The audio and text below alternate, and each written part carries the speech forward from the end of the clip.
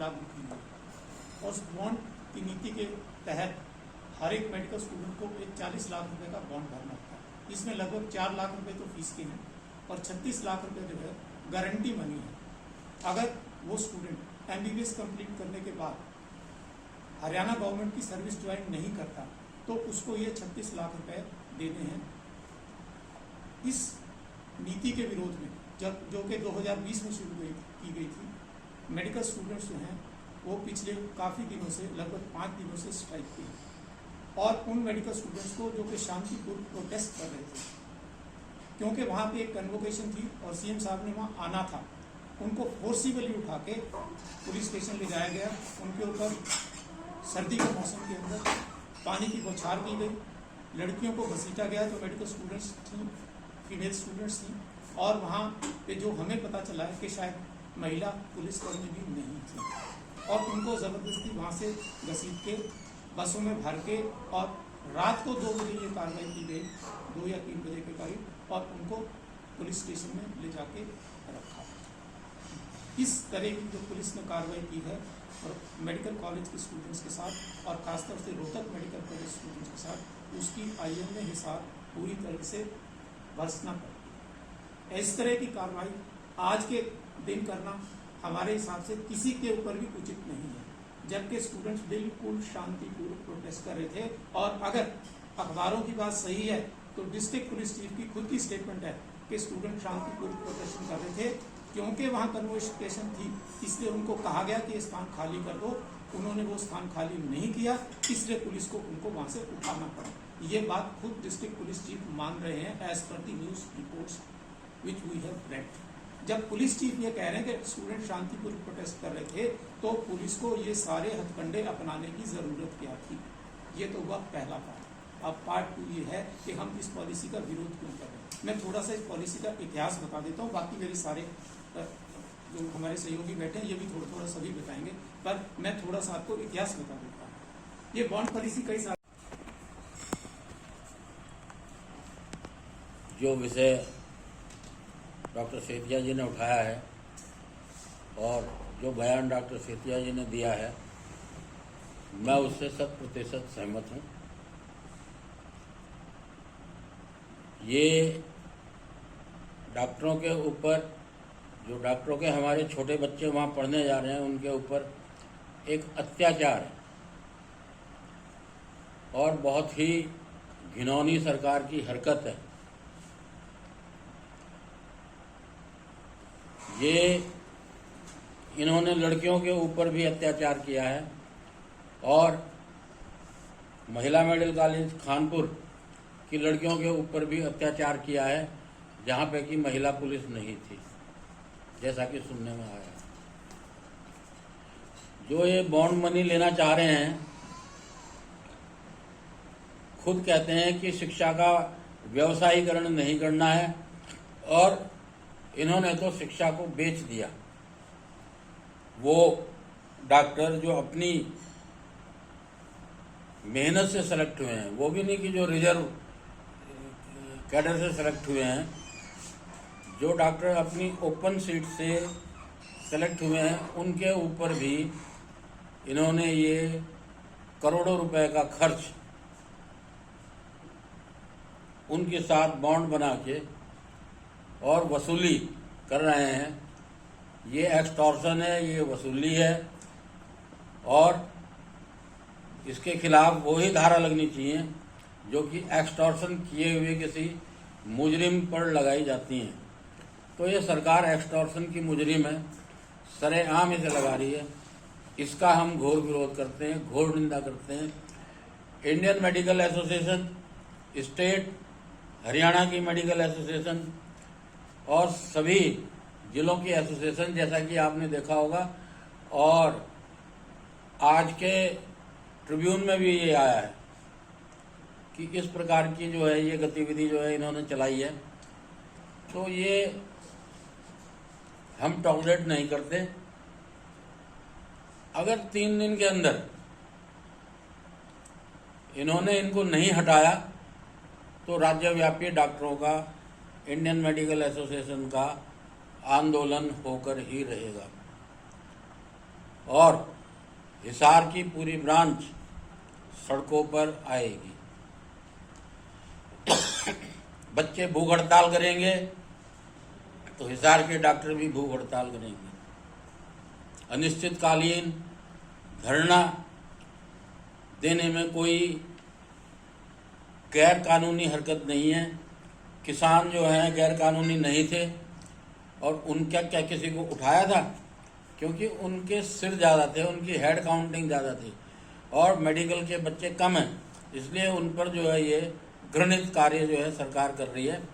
इसका हम पुरजोर विरोध करते हैं। हम अपना आंदोलन 3 दिन के लिए जो है इंतज़ार करते हैं।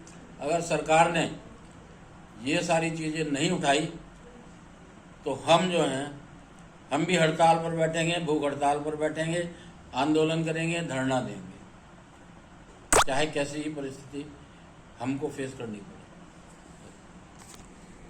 सेक्रेटरी IMA साहब, हालांकि डॉक्टर नलवा डॉक्टर सेतिया ने ऑलमोस्ट सारी बात कंप्लीट कर दी है, फिर भी मैं अपनी फीलिंग्स फिर से रखना चाहूँगा कि जो सरकार को चाहिए, एक बार जो अगर आफ्टर ऑल गलत काम कर चुकी है स्टूडेंट्स के अगेंस्ट, ये 40 लाख रुपए बॉन्ड बनवाने, ये तो स्लेव्स की तरह स्किल्ड डॉक्टर्स को ट्रीट करने वाली बात है। बंधुआ मजदूर बना दिया। एक टैलेंटेड आदमी मेरिट पे आता है। हमारे टाइम में तो टैलेंटेड मेरिट वाले आदमी को स्कॉलरशिप दिए जाते थे। कोई गरीब घराने से होता था, लो इनकम ग्रुप होता था, उसकी फीस माफ की जाती थी पूरे साल के लिए। वो चाहे हमारे DN कॉलेज में होता था, चाहे वहां पे मेडिकल कॉलेज में होता था। आप ये देखो, मतलब इतना घोर कलयुग आ गया है कि इनको इतने पैसे की जरूरत क्या है, कि पैसे की कोई कमी है क्या? अब ये स्टूडेंट्स ही मिले हैं इनके, जिनसे इनकी जेबों से पैसे निकलवाने हैं। तो एक मध्यम परिवार का, गरीब परिवार का एक लड़का जो पढ़ लिख के आगे डॉक्टर बनना चाहता है, तो आपने उसकी तो इच्छाओं को पूरा किल कर दिया, मार दिया। तो वो कहां से पैसे लाएगा? या तो फिर वो नहीं बनेगा डॉक्टर, और जो बनेंगे वो घटिया कैलिबर के होंगे, लो कैलिबर के होंगे, या अमीर परिवारों के लोग होंगे जो पैसा दे सकते हैं। इसके लिए हम आपके माध्यम से ये कहना चाहते हैं कि पब्लिक को आप पूरा जागृत करें कि ये जो सरकार काम कर रही है, इससे ज्यादा निंदनीय, घृणित काम कोई नहीं है। स्टूडेंट्स को सरकार चाहती है हर स्टूडेंट पढ़े, उसकी फीसें माफ हो, एजुकेशन बढ़े, एक से एक अच्छे होनहार स्टूडेंट्स आगे आए, अच्छे इलाज हो, इंटेलिजेंट लोग आगे आए। आप इस चीज को डिस्करेज कर रहे हो। पूरे हिंदुस्तान में ये काम, हरियाणा में ही क्यों ऐसा घटिया काम क्यों हो रहा है? हमारा खुशहाल प्रदेश है हर चीज में, पर सिटीजन इनकम हमारी टॉप में आती है, टॉप की 2 स्टेट्स में आती है। तो ऐसा घृणित काम यहाँ पे क्यों किया जाता है? ऐसी जबरदस्ती क्यों की जा रही है? हमारा एजिटेशन फाइनल ये है कि जब तक ये 40 लाख हट नहीं जाएगा, हमारा एजिटेशन चलता रहेगा फॉर अनलिमिटेड पीरियड। हम कोई धमकी नहीं दे रहे, हम आपके आगे एक सही बात रख रहे हैं, जस्टिस चाहते हैं। बच्चों को न्याय दो, इन बच्चों को अकेला ना समझो। पूरे हरियाणा की इंडियन मेडिकल एसोसिएशन और बाद में ऑल ओवर इंडिया की एसोसिएशन, सारे डॉक्टर सड़कों पे आ जाएंगे, ताकि इन बच्चों को, जो बडिंग स्टार्स हैं, जो पढ़ लिख रहे हैं, जो छोटे हैं, हमारे जूनियर हैं और हमारी ब्लेसिंग्स हैं, उनके साथ हर मोड़ पे कंधे से कंधा दे के इनके साथ हम चलेंगे और ये काम, इस बॉन्ड को हटवा के ही छोड़ेंगे। और हिसार ब्रांच आप देखना सबसे अग्रणीय रहेगी इसमें। जैसे हमारी मेडिकल हब हिसार की टॉप पे हरियाणा में, इस चीज में भी जस्टिस दिलाने में हम कोई कसर नहीं छोड़ेंगे। क्या आया था? ये तो डॉक्टर साहब और इसके अंदर सबसे बड़ी भ्रांति ये है कि सरकार इसको बार बार बॉन्ड का नाम ले रही है, जबकि सरकार ये अपफ्रंट फीस ले रही है बच्चों से। जैसा कि डॉक्टर ने बताया कि 4 लाख के करीब तो उनकी 4 साल की फीस है, और बाकी की 36 लाख वो उनसे अपफ्रंट ले रही है। 10 लाख रुपए हर साल की फीस सरकार ले रही है, और ये फीस बिना किसी भेदभाव के सबसे ली जा रही है। कोई किसी EWS यानी इकोनॉमिकली वीकर सेक्शन का है, कोई किसी शेड्यूल कास्ट टाइप का है, किसी भी जाति का पुरुष का है, उन सब से ये फीस ली जाएगी। सरकार का इसके लिए ये कहना है कि हम ये इसलिए कर रहे हैं ताकि लोग हमारे पास सर्विस में टिकें, लेकिन सरकार यहाँ पे भी झूठ बोल रही है। सरकार ने अभी पोस्टें निकाली, 874 वैकेंसीज थी इनके पास में, 874, उसमें से इन्होंने 847 भरी। उसके लिए उन्होंने एग्जाम होल्ड किया, उसमें लगभग 7,000 डॉक्टर अपीयर हुए। उसके बावजूद सरकार ने सिर्फ उनको दी नहीं। अब ये सिचुएशन हर साल होएगी, धीरे धीरे करके सीटें बढ़ जाएंगी, तो बच्चे जो निकले आएंगे 5 साल के बाद में, उनको कोई नौकरी नहीं मिलेगी सरकार के पास में। और फिर सरकार उनको यही कहेगी कि आप पैसे भरो। पैसे जो उन्होंने भरने हैं 40 लाख और उसके ऊपर ब्याज मिला के कम से कम भी 67 से लेकर 70 लाख हो जाए। और अगर ये 70 लाख हो गया रुपया, आपने देखा ये रफली अगर माने हम तो 70,000 के करीब उसकी EMI बन गई पर मंथ। और नौकरी के अंदर सरकार NHM के अंदर 50,000 के ऊपर नौकरी पे रखती है। तो अगर उसको सरकारी नौकरी नहीं मिली तो वो EMI देने लायक भी नहीं कमा पाएगा, रोटी तो कहाँ से खाएगा। ये पॉलिसी, बॉन्ड पॉलिसी पहले से है सब जगह पे हिंदुस्तान के अंदर। लेकिन हरियाणा सरकार ने जो उसमें ये किया है कि बॉन्ड का ये होता था कि अगर आपको सरकार नौकरी दे रही है, आप ज्वाइन नहीं कर रहे हो, तो आपको इतना बॉन्ड भरना पड़ेगा। जैसे पोस्ट ग्रेजुएशन के लिए हरियाणा के अंदर ऑलरेडी से था कि अगर आप सरकार की उसके थ्रू HCMS के थ्रू आप करते हैं 20 लाख के आपका बॉन्ड, वो जो छोड़ना चाहता है उसको मनी डिपॉजिट करानी पड़ेगी। और इसके अंदर जो है अब इन्होंने जो किया वो ये नहीं किया है कि अगर आपको नहीं देंगे तो, इन्होंने कहा पैसे तो आपको पहले ही भरने हैं। जो 2020 में 2021 में बच्चे भर्ती हुए उनसे और उनके माँ बाप से इन्होंने एफिडेविट साइन करवाए कि हम आपको बता रहे हैं अभी हम कोरोना के करके अभी आपसे पैसे नहीं ले रहे हैं, लेकिन आपको ये पैसे सारे के सारे जमा कराने पड़ेंगे। और अब जो बच्चे आ रहे हैं 22 के अंदर, उनको इन्होंने पहले ही कहा है कि अप फ्रंट आप पहले ही पैसे जमा कराओ, हम आपका कोई एफिडेविट वाली कोई बात नहीं है, जिससे कि बच्चों के अंदर ये प्रॉब्लम प्रेसिपिटेट हो गई। और उन्होंने अपना ये शुरू करा कि भाई हम इसके करना चाहते हैं। और इसी सिलसिले के अंदर इन्होंने रात को उठा के बच्चों को वहाँ से घटना स्थल से, जो आराम से बैठे हुए थे, कुछ नहीं कर रहे थे, और वीडियोज आप सबने देखे ही होंगे, इन्होंने उनको उठा के वायलेंटली वहाँ से ले गए, अलग अलग थानों के अंदर इनको रखा। लड़कियों को सुप्रीम कोर्ट का आदेश है कि 6 बजे के बाद थाने में नहीं बुलाया जाएगा, और ये उनको सुबह 2 बजे उठा के ले गए वहाँ से। हम उनसे मिल के आए वहाँ पे। लड़कियाँ इतना सब कुछ होने के बावजूद भी देवर इन वेरी हाई स्पिरिट। उनको था कि हम लड़ेंगे। वापस आए बच्चे, वापस बच्चे आगे इकट्ठे हुए, उन्होंने फिर से वहीं वो करा कि हम यहाँ पे धरना देंगे, क्योंकि उनके साथ और उनकी फैमिलीज के साथ ये ज्यादती हो रही है। कुछ पेरेंट्स भी वहाँ पे थे, उन पेरेंट्स का भी यही कहना था कि जी मैं गरीब आदमी में अपना कहाँ से इन बच्चों का भरूँ।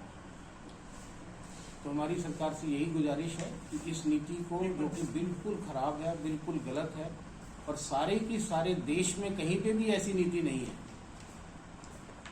उसको अपना बदले। इसके लिए जो है बेसिक, उसके बाद जैसे बच्चे मिलने गए तब भी हमारे माननीय मुख्यमंत्री जी ने उनको यही कहा कि पैसे तो आपको भरने पड़ेंगे, वरना मैं मेडिकल कॉलेज कहाँ से खोलूँ।